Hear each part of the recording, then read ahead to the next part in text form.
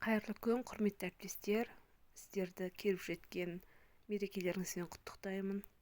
Қазан айы барлығымызға жемісті ай болсын. Бүгін біз әдеттегідей сабағымызға қажетті әдіс-тәсілдердің бірін талқылайтын боламыз.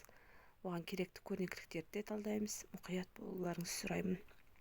Бүгін біз алдарды тамақтандыр әдісі туралы айтамын сіздерге. Алдар көсе бұл қатыгез байға қарсы қазақ халқының өз қиялымен ойлап тапқан кейіпкері. Яғни алдар байларды алдау арқылы кедейлердің кеткен есесін алып беруге, болмаса байды келемеждеу арқылы халықтың есінде қалған көптеген оқиғаларға толы кейіпкері.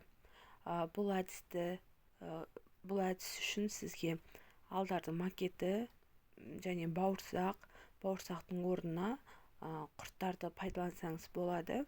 Міндетті түрде ламинатталған болу керек, өйткені сіз оны барлық пәніңізге қолдана аласыз. Алдардың макетін А4 форматта шығарып А3 форматқа айландырсаңыз болады. Бауырсақтарыңыз бен құртыңыз да көлемді болу керек, көзге көрнекті, әдемі түрде қолданылуы тиіс. Видеоның соңына дейін қарасаңыздар, макетті қалай жасауға болады және барлық құрт пен бауырсақты қалай қолдануға болады, сол туралы айтылған болатын. Енді бұл әдіс ылғи да ізденіс үстінде жүретін, сабағын қызықты етіп, көрнекіліктермен қызықты етіп өткізуге ылғи да ұмтылатын бастауыш сыныптарына өте таптырмас әдіс. Бастауыш сыныптарда өйткені оқушылар жылтылдаған, креативті дүниелерге өте құмар келеді. Әр сабақты қызықты еткізіп өткізетін мұғалімге оқушы да тартылып, қызығып тұратын бәріміз білеміз, иә. Енді бастауыш сыныптар мұғалімдеріне бұл жақсы әдіс, өйткені бұны сіз қай пәнде қолданасыз десеңіз, математика пәнінде көбейту, бөлу, алу, қосуға арналған есептерді шығару барысында қолдана аласыз.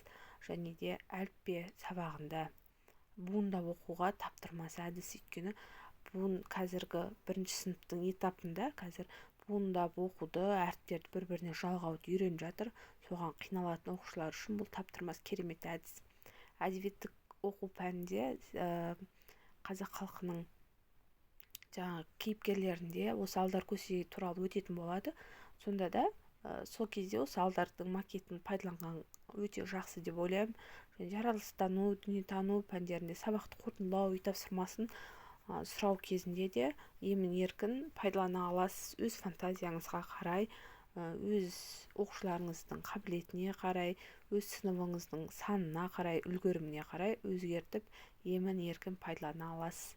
Мінекей алдарыңыздағы тұрған видеода құртпен жасалған көрнекілік. Мұнда келесі кезекте бауырсақ кетті.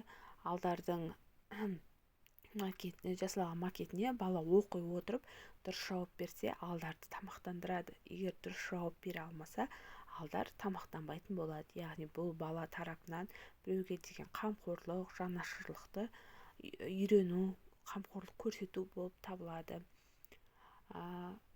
Мінекей алдарыңызда алдардың макетін қалай жасайды, соны көрсетіліп тұр. Бұл көрнекіліктердің барлығы Сандуғаш Маратқызының Instagram парақшасынан алынды. Мен ол кісінің Telegram каналына жазылғанмын. Telegram каналында сабақтарға деген қажетті көптеген көрнекіліктер бар. Instagram парақшадан дамытушы ойындар деп іздесеңіз шығып тұрады.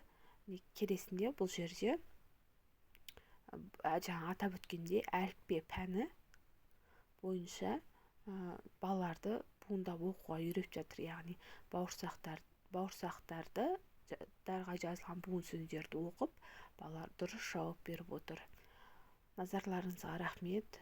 Осы жолғы әдіс-тәсіл пайдалы болды деп ойлаймын. Барлықтарыңызға қиын еңбек жолдарыңызда табыс тілеймін. Жемісті және сәттілікке толы жыл болуына тілектеспін. Енді алдағы уақытта тағы да сабаққа қажетті көптеген әдіс-тәсілдер салынатын болады. Мұқият болыңыздар.